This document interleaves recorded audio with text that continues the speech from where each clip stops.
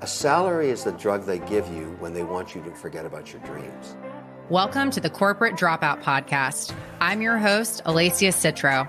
After a successful career in tech, suffering from burnout, stress, and anxiety, I walked away from a multiple six-figure career to chase my passions and purpose as a coach and entrepreneur. This show is going to inspire, equip, and empower you to do the same. Let's get it. As a former Salesforce employee, I can tell you with confidence that every successful business uses a CRM tool. Why should yours be any different?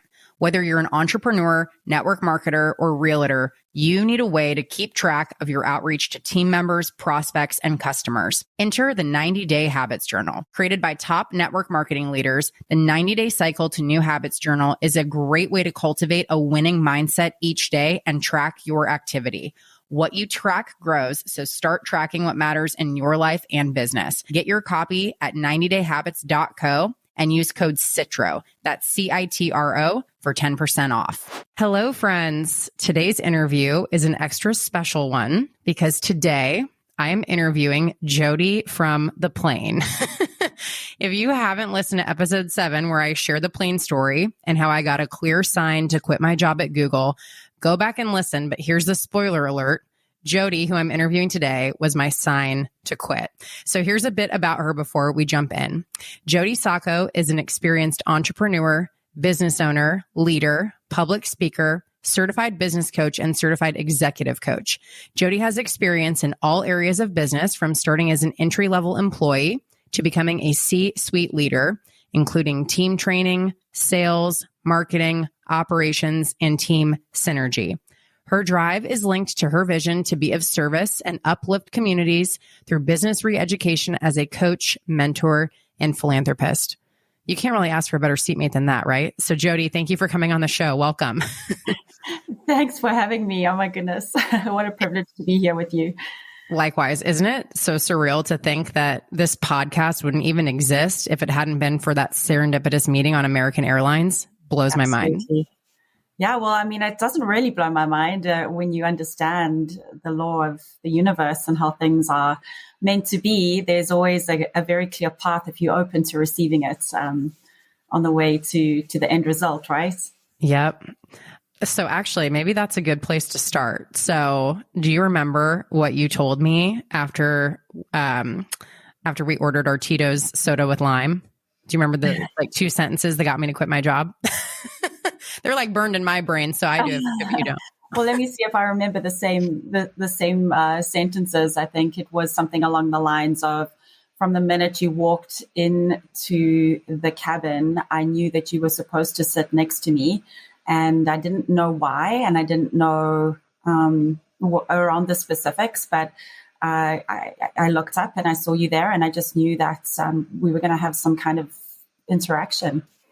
Was that it? Yeah, that's perfect. We'll get to the other stuff that you told me after the fact, but it was amazing because I think most people, if they had heard their seatmate say that to them, that, hey, I couldn't switch my seat so that you could sit by your husband, but I wouldn't have anyway because I knew we were meant to sit together. I think a lot of people, if they weren't open, would have been like, what the heck? Yeah. And it's just to explain that moment. It's not like I was some creepoid who was like, oh my God, I have to have you sit next to me, this woman.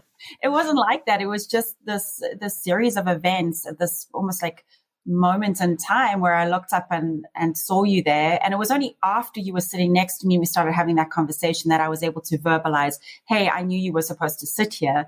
But it was the kind of trail of events that happened before, the fact that, you guys were split up, and then Ella and Tegan didn't want to be moved apart. Those are my kids. And so in the moment, sometimes you don't understand perhaps what it is that you're feeling or seeing. But if you just maintain that openness, and don't get attached to outcomes, I think that's probably one of the most important things. Yes. Just let things evolve. Then it'll always come to fruition as to what the reason was.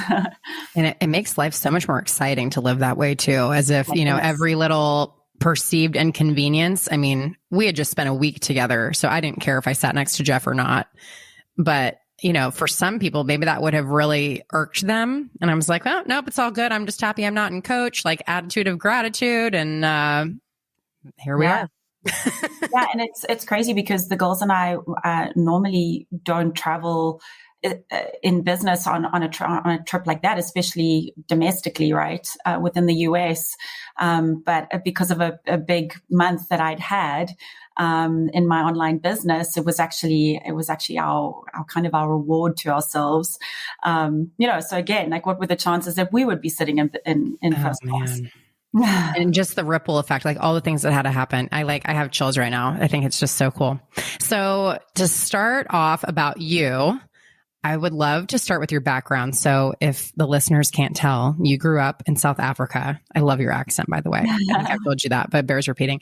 You immigrated to the States in 2007 and you had dreamt of being a diplomat, but that wasn't possible given the climate in South Africa post-apartheid. So you end up going into corporate travel instead. So can you tell us more about your life in South Africa up to the point that you immigrated to the US? Yeah, absolutely. I'd love to share that.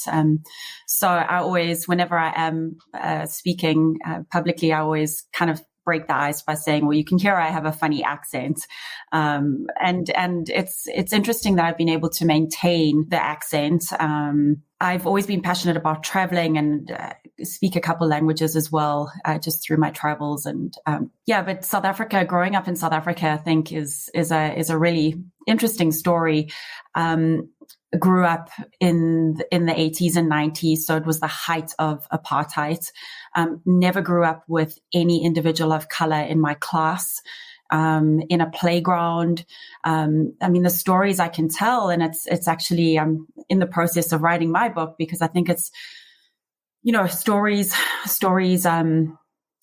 let's be honest, stories are what kind of weave the thread of our ancestry and our learnings and our evolution as a society. Just wanting to document all of this because I think it's really powerful for where America is right now. And the story about South Africa is this, that I remember as a child very, very vividly feeling ashamed as I would say walk in. I'll give you an exact example. I would be on the beach and there would be benches that would say whites only, or a bathroom that said whites only, which meant that there was this exclusivity, right? This exclusion, this air of like, I'm better than you. And then another example that I remember very, very vividly was walking into just like a convenience store, and me being on one side and there was a door directly across from us, and walking in and saying to my dad, why do those people have to wait in a line outside on the other side? Why can't they come inside? And my dad said to me, they have to wait until all the white people get out of the store and then they can come in. Wow. So as a child, growing up like that was very, very confusing. And on the flip side, my mum was actually raised in Swaziland, a really small kingdom, African kingdom. It's kind of within South Africa, but it's an independent kingdom with a tribal leader. And so she was used to going to school with people of color, and our home was very different. The way we were raised was very different to the environment I lived in. So another thing, just in our home, my Gladys and my Joseph, and I call them that, they were part of our family. They were our housekeeper and our gardener, and they lived with us. We provided for them, and they ate around the dinner table with us, and they were one of us. And so that's really where my desire grew from a very young age, knowing that there was this injustice and I couldn't understand it, and I wanted to make a difference, and I didn't know how. And it was only once I was actually an exchange student, traveled to Brazil, lived there for a year when I was 17 years old. And that was a catalyst that kind of broke me open and made me realize I want to be a diplomat. That's the one job, if I could, that can really make a difference in people's lives. And that's kind of how I landed up with the whole diplomacy thing. But really, I think the big lesson here is that I ultimately was rejected from following that dream and that passion of bringing communities together and breaking down cultural barriers. I wanted to be a diplomat, and I put myself through university, political science, linguistics, applied for the civil servants degree, and I was rejected because it was necessary at the time in South Africa, post-apartheid. It was necessary that affirmative action was in place. And so imagine that, like your dream shattered, and it was all just about, I wanted to help people, and now I couldn't. Yeah. And yeah, I think there's a lot of lessons around that for us.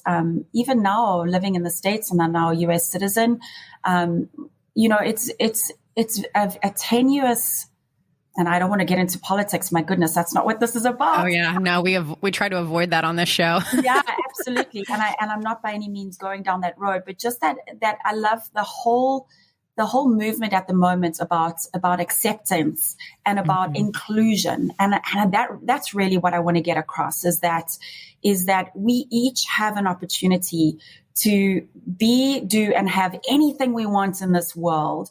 And just because something really bad has happened to us in our lives, no matter what it is, don't limit yourself because of some blueprint that you have in your past. Don't hold yourself back because you feel like there's been something unfair that's happened to you. Every single human being has the exact same opportunity to be the best version of themselves and to do incredible, amazing, beautiful things. And so that's really where I want to kind of tie that up and is the message in that story. It's hard for me to even kind of put into words like all the feelings of listening to that. Like the fact that you just intuitively knew, even as a child, that this was not right, even though it was the norm. I mean, do you think, this might be kind of hard to answer, do you think had it not been for your mom growing up in a very different environment, like if she had, just grown up in South Africa too, do you think that you would have had like the same feelings about the injustice? I guess, do you think it was innate, or do you think it was a product of your environment? I guess that's hard to say, right? It's a tough one to answer because it's the nature nurture debate, isn't it? Yeah. Is it because I was a product of my environment, or was it something I was just naturally born with? Yeah. I mean, my gut feel is that it was a bit of both, because I'm a massive, massive believer. And actually, one of the things I specifically coach on, even at an executive level, is I spend so much time working on an individual's own limiting beliefs and the blueprint they have of their own life, right? And environment is very closely linked to that. So, there's an experiment that I do in one of my workshops, I take a very porous flower, which is like a daisy or something that has a very porous stem, and I put it into colored water. And, over a 6-hour period, you literally watch this plant, pulling up all this blue dye or whatever colored dye you want to put in the water, and it starts affecting the leaves, right? And it's the same thing for us as human beings. Our environment has a direct effect on how we present ourselves and are externally. It's just how it is. So being very mindful of that environment is of utmost importance. Yeah, I couldn't agree more. There's a quote I love, and it says, "You can't change the people around you, but you can change the people around you." Absolutely. Yeah. So talk to me about immigrating then in 2007 and what it was like arriving in the US and how you got started as a major player in building up dream racing, which for those of you who aren't familiar, it's a multi-million-dollar tourist attraction in Las Vegas. So Yeah. tell us all about that. Well, it was a bit of a journey. My husband at the time, also South African, had been in the family business. He was the quintessential corporate dropout. So, third generation, was really trying to do and be the good Italian boy, and not disappoint his family. But he taught me so much, and I owe so much to him for the lessons that I gained in that time, that beautiful time that we did have together, because he was absolutely adamant that he wanted to live his best life. And in order to do so, he needed to break free from the shackles of corporate. And so when we arrived in America, he was actually still working for his family business. And we were based in Princeton, New Jersey, so a really beautiful place. But he was traveling a lot, and he'd have to wear this tie to work. And he would often describe it as literally being this noose around his neck. It was the proverbial noose.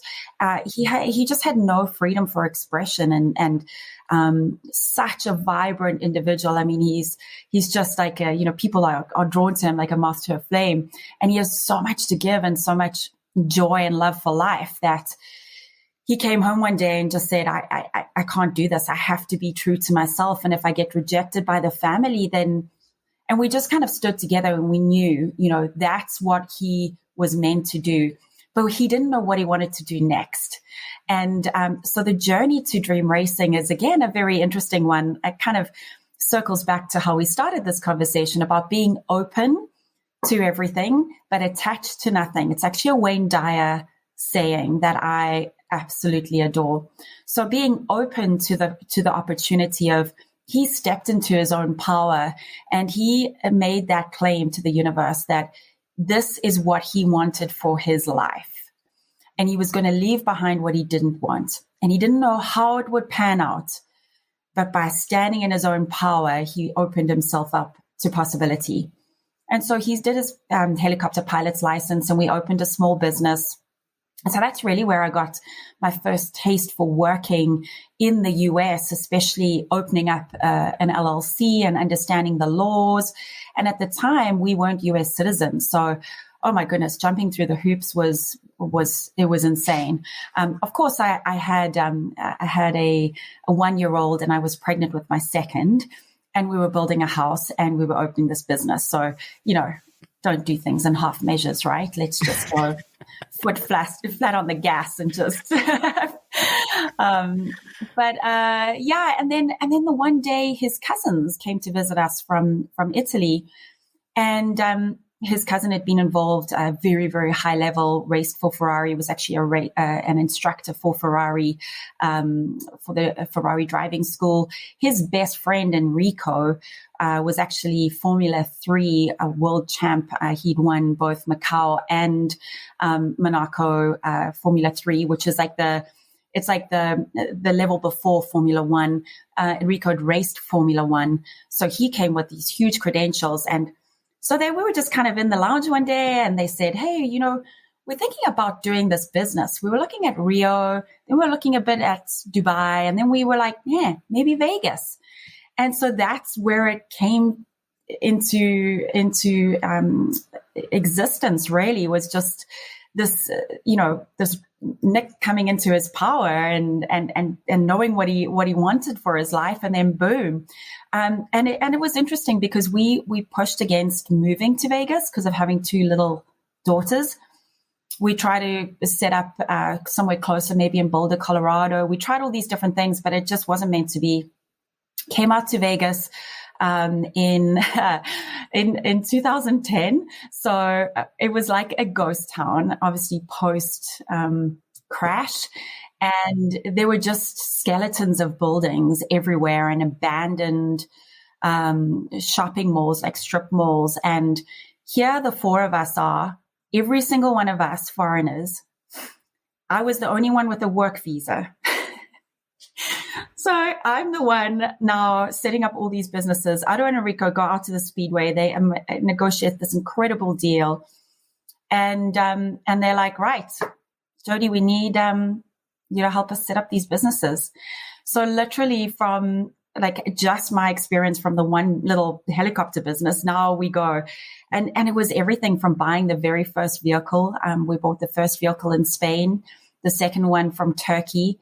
And then there were all these other things that we had to jump through, like, oh, now the cars have arrived in LA, but you have used goods. Did you pay used goods tax? And we're like, what? What is that? So, it was a lot of fail forward. We made a ton of mistakes, but I really don't anymore see mistakes as a negative at all. It's just part of again, this beautiful experience of growth. And the first year, let me go back. Our launch date, we had 12 red Ferrari F430 GTs. And they were all lined up.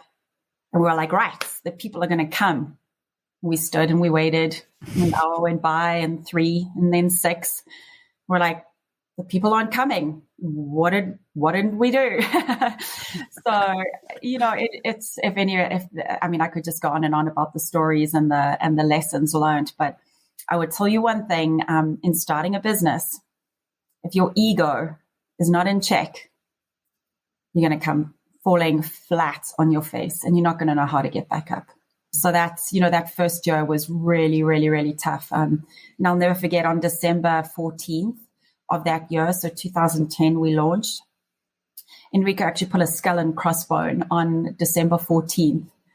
And that was our do or die day. That was when we were running out of money. And if something didn't turn around, we were going to have to shut down.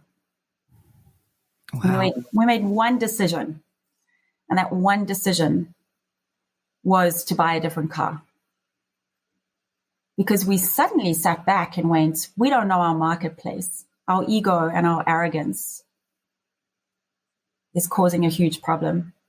And we really believe that if we created some incredible high-end Italian 5-star experience, everyone would love it. But we didn't ever stop and listen to our audience. So what happened? I gotta hear the rest. Yeah, so it was just a case of saying, okay, when we go into an American restaurant, we open up a menu that is invariably 3 or 4 pages long, and they're choices. When we go to restaurants in Europe, it's generally one piece of paper that's been printed out on the day. It's a different culture. People want different things in different parts of the world. Just because we think it's what they want, again, the ego was killing us. And by sitting back and going, we need to diversify our offering. We cannot just have 12 red Ferraris. And what had happened as well as a competitor, of course, they were French. For how As an Italian, I find that funny. Right? For listeners who don't know, for how long have the French and the Italians been at loggerhead with each other? Oh my goodness. The French open just down the road from us. But they were smart. They had this multicolor offering, and they made their price cheaper because they had road-going versions of the cars. Instead of being fancy and 5-star-ish and only having the GT versions, which cost us a lot more, they had listened to their audience. So that's what we started doing. Is before the skull and crossbone day, we purchased a street-going version of a Ferrari 430 that was a different color. And then that began to, turn over and be our cash cow. Wow. And that's fascinating to me. Right? But looking back on it and really dissecting, what went right, what went wrong, for me, I honestly, I would say it was our own arrogance and our own inability to actually listen, to truly, truly listen. I think that's a huge fault of so many of us, especially when we go into business. Are we really listening? This is a theme that's come up on several interviews now of the importance of surveying the audience before you really go all in. There was one interview I did with the co-founder of Stance Socks. Now he's the founder and CEO of Future Stitch Socks. And he was saying, do not manufacture in China until you absolutely have to, because the minimum order quantities are so high. And you might manufacture a product that your market doesn't want. And now you've got all this inventory, and that can kill you. So yeah, it's very interesting. I think you need to really be able to pivot and, like you said, detach from the ego and be willing to fail forward. We were just talking about that last night, the two of us. Oh yeah, we text all the time, just so y'all know. I know. And I, as much as I appreciate the edification from your side, it works both ways, right? And there've been so many just very synchronous events that have happened as a result of our interaction. And again, the lesson there really is never underestimate your impact on another individual, whether it's negative or positive. But we all have such a beautiful gift that we have to offer that just don't ever underestimate that. So thank you to you too. Amen. So when we met, you were flying back from Maui to the mainland, and you were, like we've talked about, in first class with your two beautiful daughters, which was not typical for you all. And I usually don't get this personal in interviews, but I was so moved by your story when you shared it with me on the plane. So if you're comfortable going there, I would love if you could share here how you went from divorce, starting over financially, to building up again and having the financial ability to take your daughters on this incredible trip to Maui in first class. Oh yeah, I would love to share it. I think, we go through experiences in life for a very specific reason. And I've always felt when I've come out on the other end, it's because there's somebody else who needs to hear it. So yeah, I don't mind being vulnerable for a moment. Brene Brown always has helped so many of us to kind of crack that code, right? So just from the personal standpoint, obviously everything sounds like a dream, right? We set up this dream racing. We have these two daughters. Nick was living his dream. He was flying. We had the perfect life. But there was something inside of me that I wasn't following my purpose. So, just coming back to that whole thing of being of service to others and always knowing from a very young age what I needed to do. And I kind of lost that. I think there's a lot of noise that happens in our lives. We get consumed by stuff. And we might lose our way. And I, just in very, as a very simple description, I landed up having a nervous breakdown. I just know now that it's because I'm such a giver and a people pleaser. I was spinning my wheels just trying to make everybody else around me happy and content. And I'd forgotten that I actually needed to put my own oxygen mask on first. And I literally ran out of oxygen. So yeah, it obviously things that happened before that had kind of created a demise in our relationship.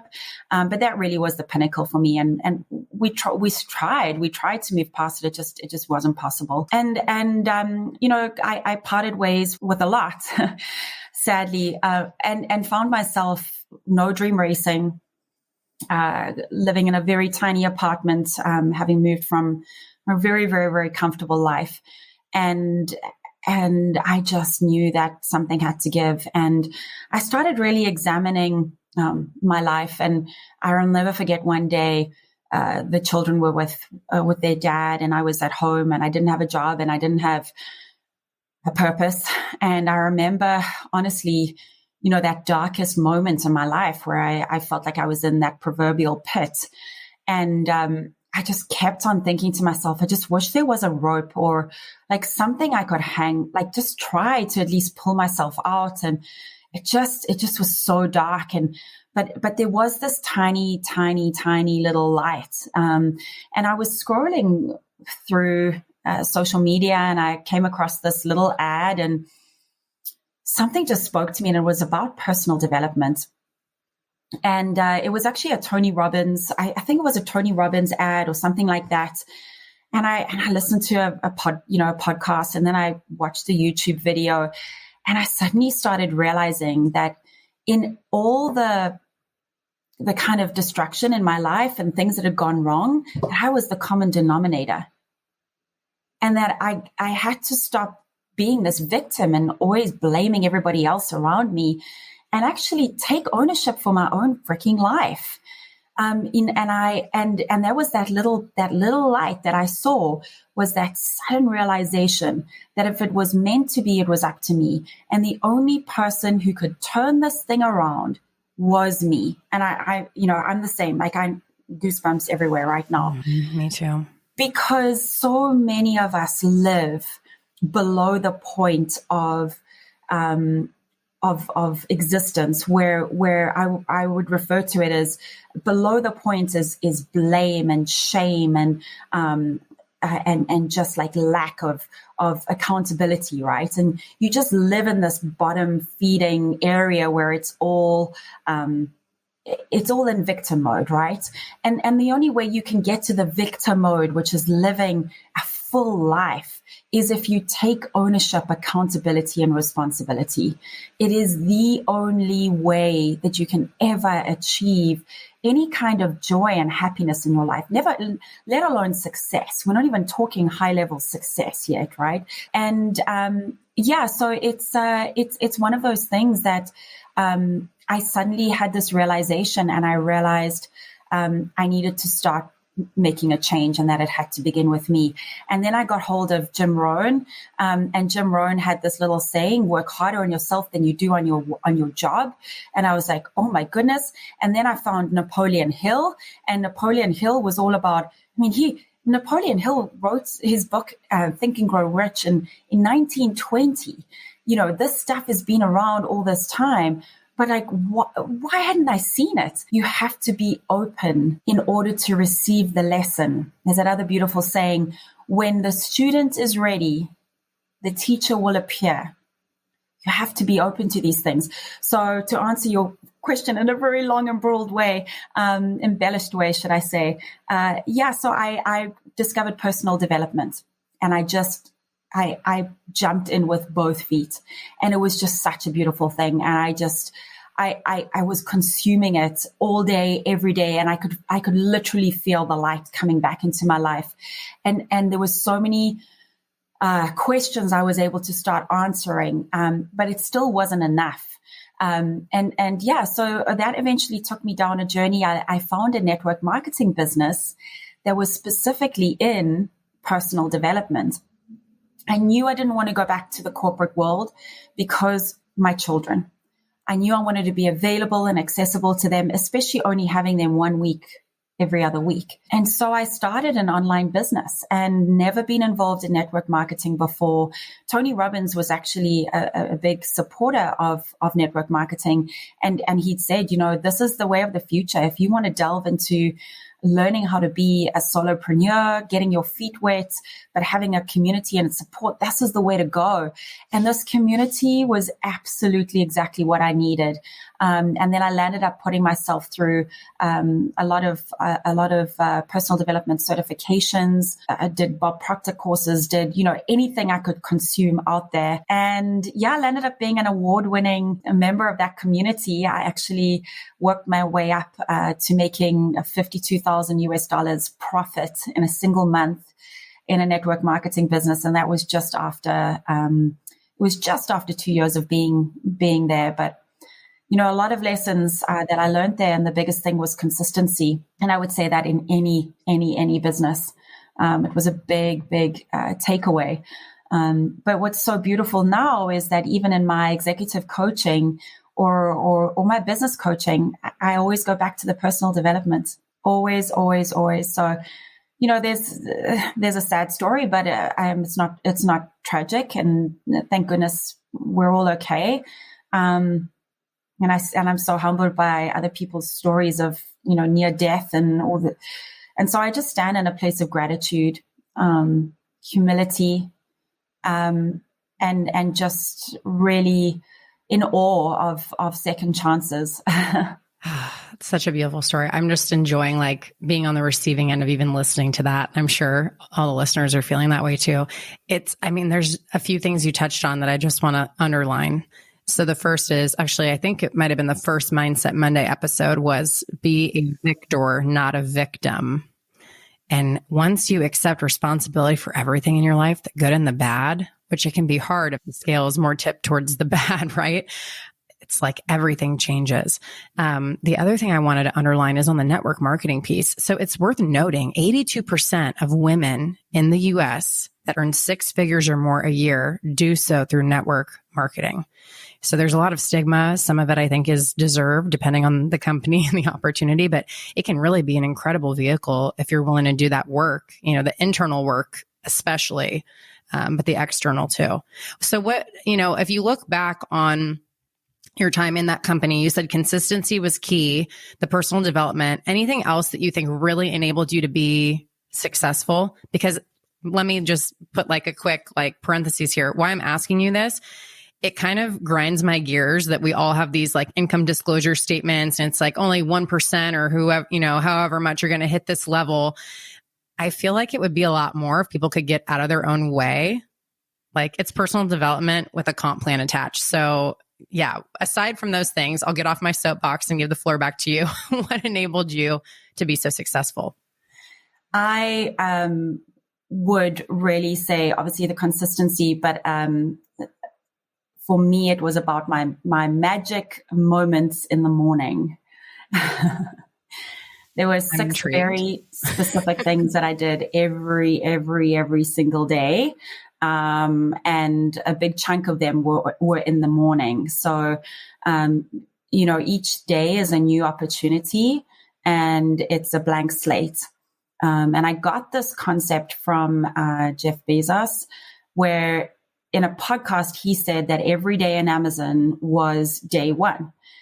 Because if you went into each and every day with that attitude, you go in with a certain excitement, with a certain apprehension, there's a lot of emotions in that. And so it keeps you accountable, because you're not just going through the motions. You're mindful, you're staying present. A lot of info out there at the moment is all about, setting yourself up for success starts with a good morning. But it's very specific things that one needs to do. And this is exactly what I do. And I'm happy to share it.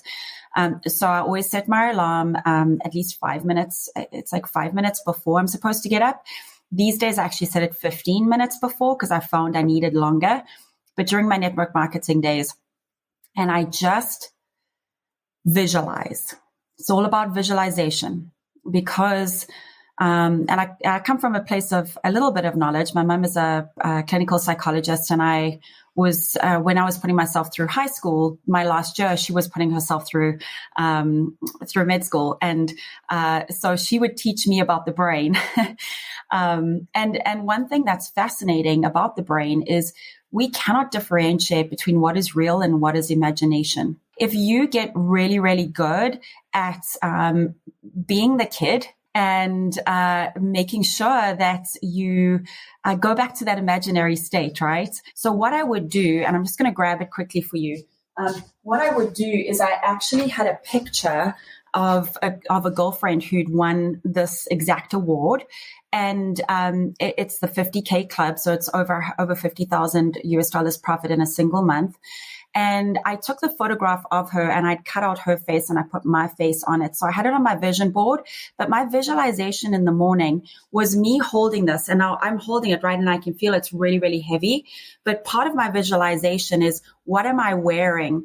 What is the crowd saying? And here's the kicker. You have to bring emotion into it. There has to be emotion. You have to feel the goosebumps. So while you're lying there doing this visualization, you feeling the experience. It's not one-dimensional. It is 3D and all-encompassing.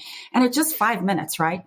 You can't wake up 5 minutes earlier and lie in bed and pretend, play, like how hard is that? But doing that every day, oh my goodness. Because then what happens is our reticular activating system in our brain starts looking for the path to achieve that. It opens us up to start saying, oh, that's already happened, but how did it happen? Oh, you were doing this, you were doing that. And subconsciously, we are setting ourselves up for what we want out of our lives, not what we don't want. So how many of us wake up in the morning with dread and go, what are you doing in those moments in the morning? You're focusing on all the things you don't want in your life. So guess what your reticular activating system is going to be doing the entire day? I mean, these are high level machines that we are operating, and we have to be very, very mindful of the stuff we're putting in there. So when I get into bed at night, and I used to write them down, and now I'm so programmed to do it. I'm able to and this is the way you say it. I'm so happy and grateful for, and you state it, right? And then, throughout the day, I'm always doing words of affirmation. And I always started with, I'm so happy and grateful that money flows to me freely from multiple sources of income. The amount of times I say that to myself is humorous. That's so the answer. good. And also what I like about that is that it's not an intimidating morning routine. I was on the Miracle Morning train for a little while and it was amazing. But, you know, when you have a child with varying sleep schedule and behavior, like you're setting yourself up to fail if it's this, you know, hour-long thing that you have to do every day to feel like, you know, you checked that box. So I love that, the simplicity of it. Yeah. And you don't have to get out of bed to do it. Yeah, absolutely. That's a bonus point. Yeah. And especially because so many of us, I think, especially our kind of audience who follow us, Alessia, they, you know, mums with lives, maybe, you know, who are trying to juggle this, a corporate career or, you know, a corporate dropout career, starting a new business. And we have kids and responsibilities. And whilst I love and appreciate the very complex morning routines, it just didn't work for me. So this was something that I could chunk up and know that it was something that was super effective for me. So much goodness in there. So shifting gears to present day. So I said that I would come back to this. So here we go. So after you said, I have this confession to make, I knew we were meant to sit together and that I needed to talk to you. I like take off my noise canceling headphones finally. And I'm like, okay, what do you have to tell me? And you said, I'm a top leader in a network marketing company. I love the company. I love, you know, what we're serving people with. I love my team, but I know I'm meant to have a broader impact, which is exactly how I had been feeling at the time. And you said, since we've been in flight, I've been writing the business plan for a coaching and personal development company. And that was the sign to me because a week before I had created Rising Tide Coaching and Development LLC as an afterthought, by the way.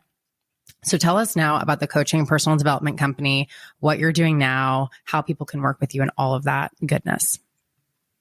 Oh, thank you. Yeah. And I remember now you just sparked a memory. One of the reasons why I eventually was like brave enough to say, because I never normally talk to my seatmates. I'm like, never, you know, never like, leave me alone. Don't want to know. Yeah. And you were writing so ferociously and I could tell that you were consuming something and you were just, there was so much that you were growing and like working on. And there was one word that popped up and it was something like on purpose. You know, it was like this a purposeful life or something like that. And I was like, oh, it's my sign. Oh my God. So cool. Yeah. So what I landed up doing is I after the success in the network marketing business, I was actually tapped on the shoulder by the founder and now president of Action Coach. And he basically invented the industry of coaching 28 years ago in Australia. It never was a thing. It was always consulting. And the big difference with consulting versus coaching, consulting is for a very specific issue in a business. It's short term, normally contractual. For say 3 months, 90 days, fix it in and out, right?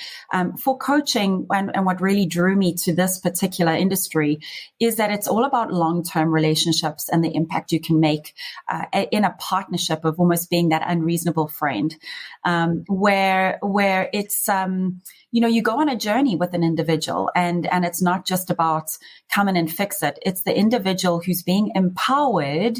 They're the one doing the work. So just like, an athlete in the pool, they're the one doing the laps, but the coach is the one pushing them beyond their own limiting beliefs, right? The coach is the one seeing their blind spots, is really giving them the blueprint on how they're going to get there.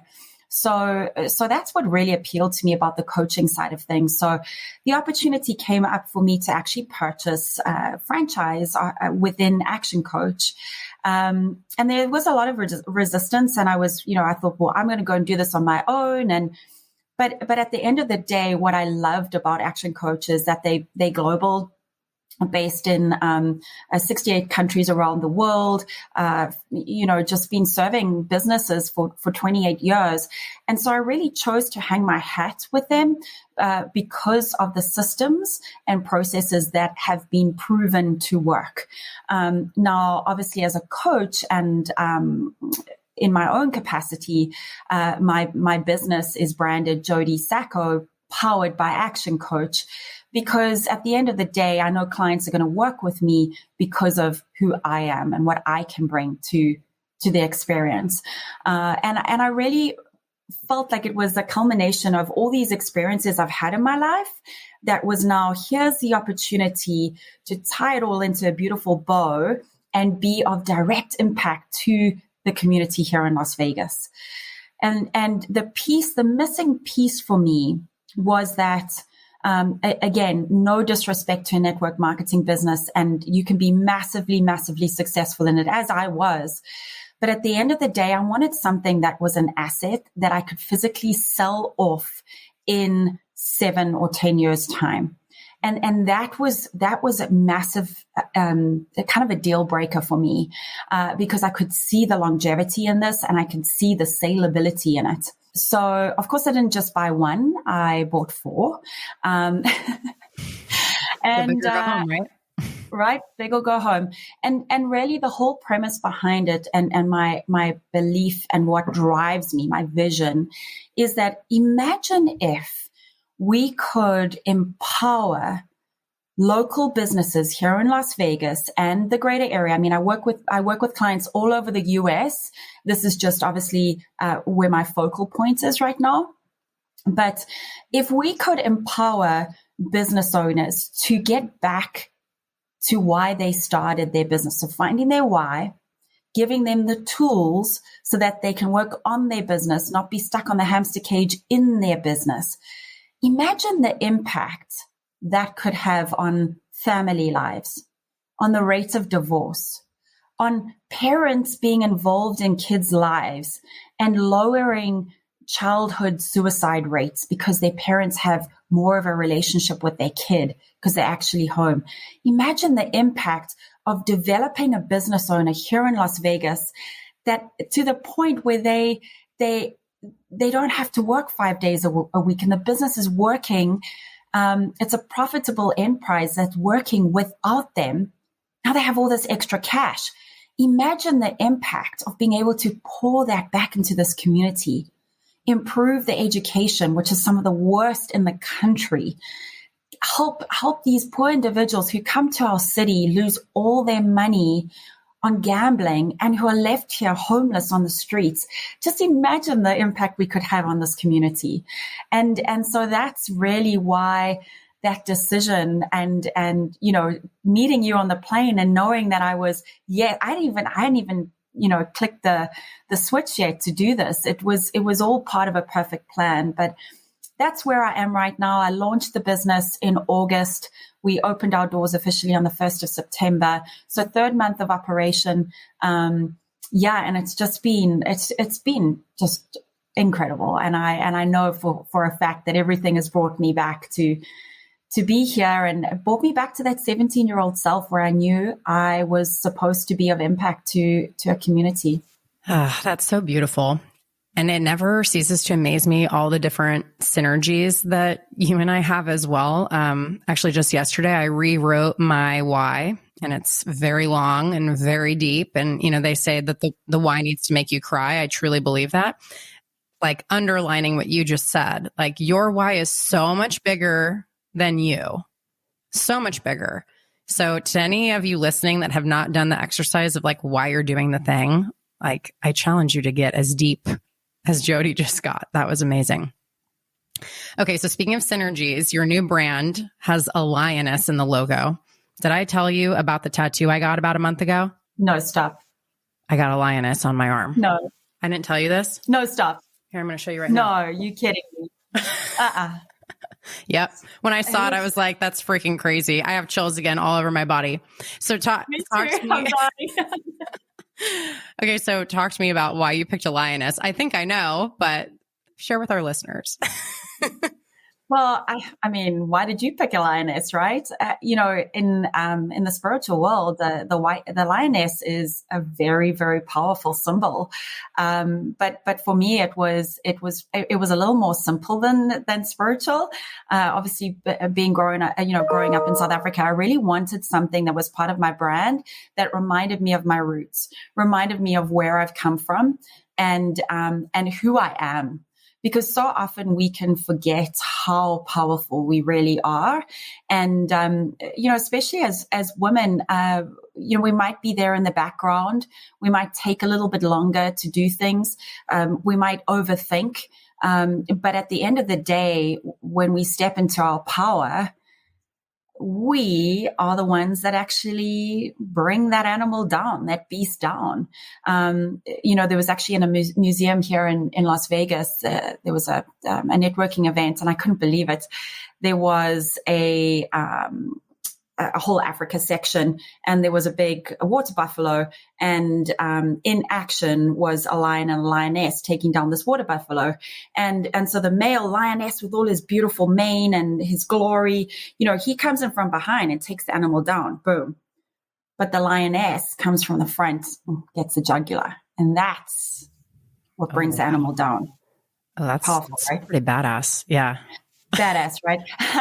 and so what I say to my clients is, it's kind of my tagline is that I am fierce in my pursuit of results and success for my clients. And I will stop at nothing because, I've had many opportunity in my life to be shut down, to stop, right? I could have just given up in South Africa, right? I could have just given up on knowing that I had a bigger dream. It's just that whole thing of like, just be fierce, be relentless, know what your purpose is, know what you're meant to do, and just go after it. From my friends and family know me as being this, very kind and loving and generous individual, but they also know that I have very, strong opinions, and I put my foot down when I need to. Very patient, and it's always stood me in good stead, but I'm patient because I know when the right time to strike is. Oh my gosh. That's so good. I love all that. And, you have all these like more gentle, soft qualities, but then you also have the ones that are more of like the action, the fierce, and they're in balance, which I think is so key. Like everyone should try to be in balance. All right. Yes, so final question before we wrap. If you could give one piece of advice to the woman who's listening that is struggling, starting over, or feels like she's in this deep, dark valley or a pit, what would it be? Find some personal development. So just go into YouTube and say something like, what is my purpose? If you could just start to understand, first of all, the chances that you were actually put on Earth, right? What are the stats? I mean, you better with stats, Alessia. It's 1 in 400 trillion. Yeah, 1 in 400 trillion. So if you could just start with that and say, wow, I'm here.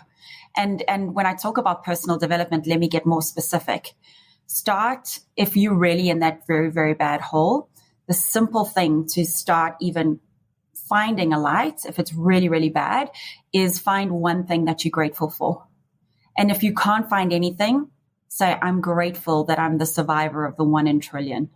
Because gratitude will become a snowball. And it's just like a little switch to change you focusing on the negative stuff that's really burying you, and to start seeing the gratitude and the light again. And then you can dive deeper into the other stuff. So beautiful. I knew this would be a special interview, but this has exceeded my expectations. So thank you for that, for just sharing all of this with us. This was amazing. I'm so glad that everyone listening to the show got to meet you and learn from you the way that I did on the plane. I even learned some new things today too, but this was just amazing. So thank you for sharing your time with me. Oh, it's an absolute honor and pleasure. Thank you for having me.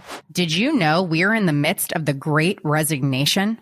4.3 million Americans left their jobs in August without seeking a new one. If you want to become a corporate dropout like me, but you need help creating an exit plan, I can help. Whether you need corporate exit coaching, business coaching, or you're seeking help to step into the best version of yourself, I'd love to connect with you. Listeners of the Corporate Dropout podcast can book a complimentary discovery call with me. Visit alessiacitro.com/dropout. That's ALESSIACITRO.com/dropout to book your free coaching call today. Thank you so much for listening to the show. If today's episode added value to your life in some way, please subscribe, leave a 5-star review, and share it with someone who needs this. I'd love to connect with you on Instagram and hear how the show has inspired you. So tag me or slide into the DMs. Find me at Corporate Dropout Official or Alessia Citro. That's ALESSIACITRO and 2 underscores. Until next time, remember that you're a badass. Stay focused, stay hungry, and dare to drop out.